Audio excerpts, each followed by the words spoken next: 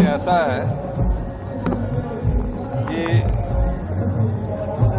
इस समय हाईकमांड ने दूसरी बार मुझसे कहा, पहले लोकसभा के चुनावों में कहा उन्होंने कि आपको लोकसभा के चुनाव में एमपी का चुनाव अपनी वाइफ से लड़ाना चाहिए। मैंने उस समय भी इनकार किया और इस बार जब सर्वे हुआ तो उसका नाम उसमें आया।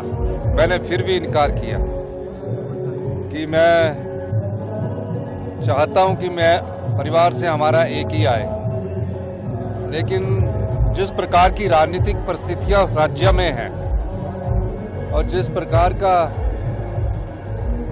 जो ये निर्दलीय जो प्रत्याशी है, जो उस प्रकार की लड़ाई लड़ने के लिए वह एक स्ट्रॉन्ग प्रत्याशी के रूप में, मेरी जो पत्नी थी वो वहाँ उसका मायका है, उसकी अपनी जगह है, उसको उन्होंने कहा। वो कोई राजनीतिक जीवन में मेरा ही घर संभाल रही थी, मेरे बच्चों को ही संभाल रही थी और आगे भी वो ही संभालेगी। लेकिन इन परिस्थितियों के हिसाब से मुझे जब फैसला लेने का समय आया तो मैं चाहता नहीं था, लेकिन फिर भी हाईकमांड ने जब आदेश दिया है, मैं हाईकमांड के आदेश की अवहेलना नहीं कर सका, ये कारण रहा। और मैं 3.5 साल के लिए मेरी पत्नी वहाँ चुनाव लड़ने जा रही है। जब देरा की बात आई थी तो मैंने उस समय भी कहा था देरा मेरा।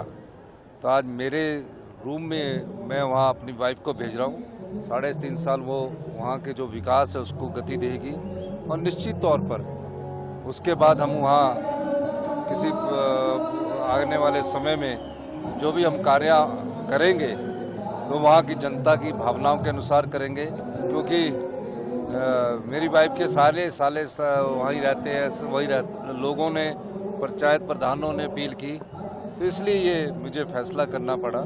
लेकिन भविष्य में परिवार से एक ही राजनीति में ज़्यादा तौर पर रहेगा।